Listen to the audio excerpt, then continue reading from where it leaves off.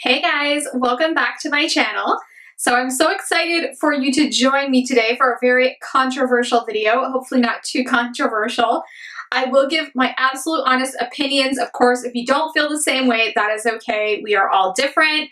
If you don't know me already, my name is Shannon. You can subscribe if you'd like, if you enjoyed this video, and hit the bell if you want to get notified, of course, for future videos. So without too much chit chat, we're going to get into this little review. Alright guys, so today we're going to be talking about the Subculture palette. So I've been really waiting to actually do a video on this palette because I wanted to play with it for a while. I know that's not the popular thing to do, and there's been so many review videos that I don't even know if anyone will care or watch this video. But I thought I would do it anyway and give you kind of my opinions on it. Right now I'm actually wearing the palette on my eyes. I have played around with a little bit of each of the shades, and I'll continue to play around with this and update the description box if any of my opinions change. So I'm going to show you the inside of the palette. Now it does come with a brush, and it's right here. So typical, it's pretty similar to the one that was in the Modern Renaissance, a little bit different on this end, but fairly similar. It has the mirror, and this is what the shades look like. Now going on the shades alone, they are really pretty eyeshadows. When I first seen this, I was really excited actually to purchase it because I, like everyone else, was really obsessed with the Modern Renaissance palette. So the main thing that I want to talk about when I'm talking about this palette is all the controversy surrounding it is a little crazy. Like I said, everyone is different. Everyone is going to have a different opinion. But when it comes down to it, it's an eyeshadow palette. I know it sucks to spend your money and get a product that you don't like, but you can return it if you purchased it from the Anastasia of Beverly Hills website, or Sephora will take back palettes as well. You just have to let them know that you're not happy with it, and of course spend your money on a palette that you think you would enjoy. Now, the biggest issue I think that happened with this palette, and I actually recently seen a video by Olivia on Liv Loves Her Makeup. I will link her down below. And she said the exact same reason that I have been wanting to say, and I just hadn't got the video up yet. But the biggest issue I think with this palette was how it was marketed. So when you're marketing this as the sister to the Modern Renaissance palette, which was such a huge hit for Anastasia Beverly Hills, it was basically, it has a cult following. Everyone has that palette, or anyone that really cares about makeup has that palette in their collection or wants to add it to their collection. And of course that one had beautiful warm tones, and it was supposed to kind of go along with this one. Now the problem was when they marketed it as a sister palette for the subculture, or the subculture for a sister palette to the Modern Renaissance, everyone assumed that the formulas were going to be similar or the same. Now I will say, with shadows, especially different colors and shades like this, you can't necessarily have the exact same formula. So a lot of people don't understand that, but you can't have the exact same formula for all different shades, which these are very different than the Modern Renaissance. So I expected that, but you do expect it to be kind of similar. So as similar as you can get to that palette, and they just didn't hit the mark with this. This is a lot different. If you look at the ingredients on the back, it's a lot different. Things are moved around. I'm not really sure Anastasia Beverly Hills has been changing their formulas up. I don't really understand why, because people love their formulas. Why change something so drastically when people love the original formula?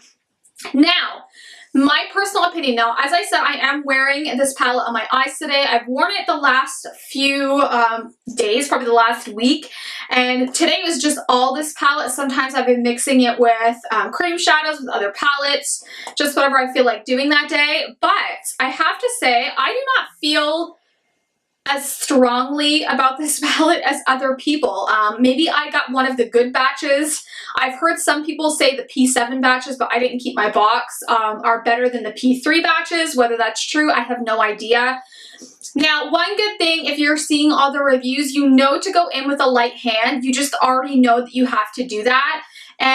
But the problem is, when they marketed this, they didn't really tell you that. You just assumed it was the same palette. So when you went in with not a light hand, or not as light-handed, there was powder everywhere. And this one definitely has way more kickback than the Modern Renaissance. Now, the Modern Renaissance does have a lot of kickback, but this one has more, in my opinion, especially for certain shades. So let's talk about the shades. So here's what it looks like, as I said. Now, this one is the one I had the most problems with as far as blending and oxidizing. So this one is called All Star.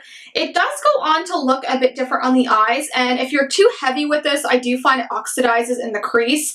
So this is not my favorite color. It's probably my least favorite in the palette, and I actually really like looking at it in the pan. But I did use this today, and I was able to make it work, but just be warned that you do have to take some time with blending this shadow in particular. Now, the same can be said for the shadow up here. I do find that you have to blend a little bit more than you might like, but I was able to make it work. Same with this shade down here. I love Edge. I love New Wave. They're not too powdery in my opinion, or my palette isn't, so I don't know. Like I said, there might have been a bad batch. That really sucks if you did get a bad batch, but unfortunately, I didn't get as bad of a batch, I guess, or I got the good palette. Oh, that's so bad to say, but remember, you can return it. But yeah, I really enjoyed some of the shades. Fudge, I don't really understand. They already have this shade, and this isn't the same as the shade that they currently have. This is a warmer tone shade. So I'm not really understanding why they named it Fudge, because it's not the same shadow as they had. This one is one of the more powdery kind of ones with kickback. This one has a lot of kickback, so really go into this with a light hand. I barely tap it, and you get a ton of pigment. Now, if you were looking for a palette with the best pigmentation, this one would win hands down. It has amazing pigmentation, do not get me wrong. Now, in my opinion, I actually seen Wayne Goss talk about this, and I will also link him down below. He mentioned these being similar to pressed pigments, which I definitely would agree with, because that's what they act like when you put your brush into them, like a pressed pigment. So keep that in mind. If you like pressed pigments and you think you can work with them, I would consider this palette. Now, Roxy has quite a bit of kickback, but not as much as I've seen other people have, so I didn't have a big issue with this one. It blended really well. I wore this the other day. It looked great on my lids, or on in my crease. Dawn, similar to Fudge, this one has quite a bit of kickback. Go in with the light hand. Destiny, I actually do not have any really issues with this color. Now, I will say, it's kind of similar to these ones in blending, so you do have to work to blend. I don't really mind that, but if that is something that's going to bother you, you're not going to like that. This shade is so gorgeous. I don't know why no one talks about Adorn. I really love this. I'm wearing this on my lids today, and it's a stunning bronze color. It's so buttery feeling too, and just the smallest amount of touch with your finger gives you like a beautiful amount of pigment on there, and it's really beautiful. Now, there is a bit of follow. I always do my eyes before my foundation, so keep that in mind. I would suggest doing that, but I didn't find a ton of fallout. So, I mean, I think the best way to apply this one is with your finger.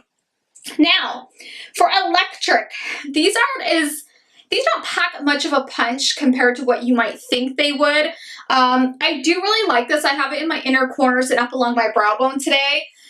But this is a different color, more of a duochrome. I do find it works well with the end on this brush, though. I'm able to apply it fairly well with my in the inner corners, and I do enjoy that. I like the shade, but I don't think it gives you much of a pop if you're looking for something that's really pigmented. This one isn't. Same with Cube. This one's definitely more firmly pressed in the pan, and this does have a very strong pink duochrome shift to it. So if you're thinking about using that on your brow bone, it's not really the best brow bone color. That's another issue I have with this palette, is that they don't have much for a brow bone color, which they definitely are missing in this palette, which is kind of sad. But other than that, I mean, guys, I actually overall like the palette. I am having fun playing around with it. Do I think it's as good as the Modern Renaissance? I don't. But at the same time, I think it really depends on your preference. You may love this. Don't go by everyone else's opinion on this palette. Go by your own opinion. If you don't want to purchase it, then don't. But if you do really like the colors and are drawn to it, go ahead and give it a try. If you don't like it, then return it. You could also wait until maybe some of the problems are fixed to purchase, if you know for sure, because that may eventually happen. But overall, I mean, I don't have the same opinion as everyone else. I kind of like the palette. I've been enjoying playing with the palette. I don't really understand all the controversies surrounding it. It's a freaking eyeshadow palette. I've tried way worse eyeshadow palettes than this at the same price point. And as far as this business about running your brush through all the shadows, I'm so tired of seeing that. At this point, I really think that people are only doing that to get views on YouTube. I also seen Olivia say that on her channel, and I completely agree with her. That's great. I know we're all trying to get views, but I think it's fucking stupid to rub your brush through an eyeshadow pan to prove a point.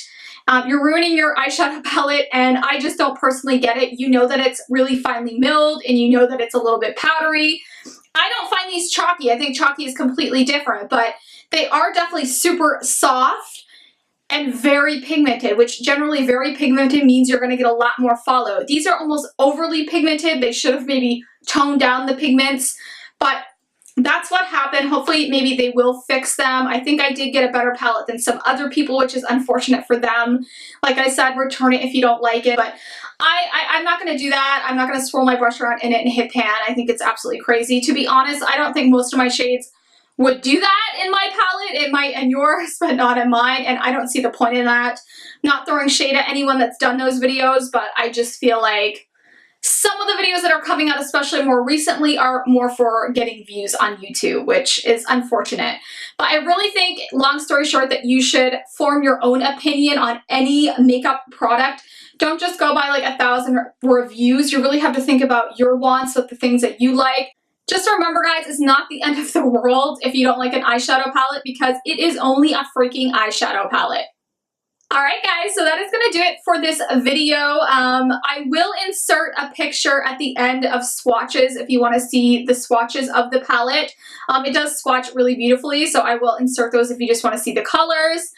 If you want to see a look done using these, you can comment that down below and I will post a little tutorial look for you guys, but I really wanted to get on here and film at least somewhat of my review and kind of tell you my opinions on this palette. I hope you enjoyed the video. If you did, give me a thumbs up. And of course, hit that subscribe button before you go, and I will see you in my next video, guys.